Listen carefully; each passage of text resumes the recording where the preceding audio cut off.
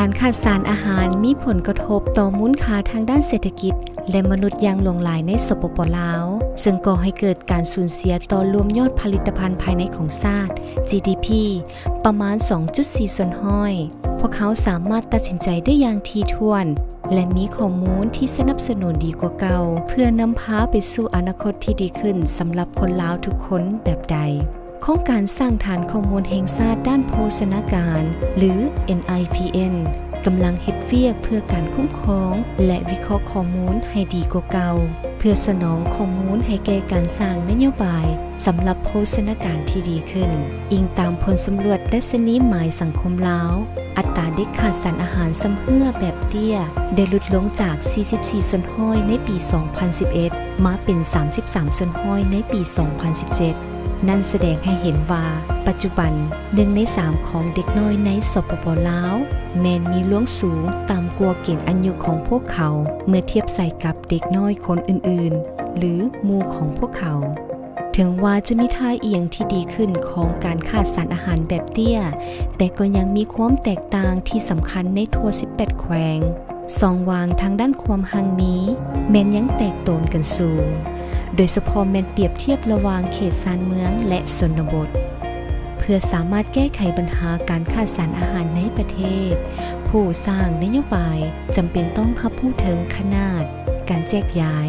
และประชากรที่ได้รับผลกระทบหลายที่สุดตัวอย่างอยู่แขวงหลวงน้ำทามีจากครอบครัวที่มีเด็กขาดสารอาหารซ้ำเหื่อแบบเตี้ยที่สามารถเข้าถึงสุขาภิบาลที่ได้รับการปรับปรุงอยู่แขวงอัตตปือมีจากครอบครัวที่มีเด็กขาดสารอาหารที่อาศัยอยู่เขตชนบทและสามารถเข้าถึงการบริการด้านสาธารณสุขอยู่แขวงเสียงขวางมีแม่จำนวนเท่าใดที่เลี้ยงลูกด้วยนมแม่เพียงอย่างเดียวในระยะ 6 เดือนทำอิฐและสามารถเข้าถึงการบริการให้คำปรึกษาข้อมูลทั้งหมดนี้จะนำไปสู่การกำหนดมาตรการที่แตกต่างกันเพื่อแก้ไขให้ถูกต้องกับความต้องการที่แตกต่างนั้น NIPN เป็นโครงการริเริ่มสากลของสหภาพยุโรป EU ซึ่งเป็นภาคส่วนสำคัญของโครงการโภชนาการของรัฐบาลซึ่งจัดตั้งปฏิบัติร่วมกันโดยคณะผู้แทนสหภาพยุโรปและองค์การสหประชาชาติสำหรับเด็ก NIPN เป็นการร่วมมือจากทุกแขนงการเพื่อแลกเปลี่ยนและจัดการข้อมูลในระบบฐานข้อมูลเพื่อนำใช้เป็นหลักฐานสนับสนุนการตัดสินใจและสร้างนโยบายด้านโภชนาการพวกเขาจำเป็นต้องสร้างขีดความสามารถในการเก็บกำคุ้มครองและวิเคราะห์ข้อมูลที่ถูกต้องจากทุกแขนงการที่มีผลต่อโภชนาการทั้งในระดับชาติและท้องถิ่น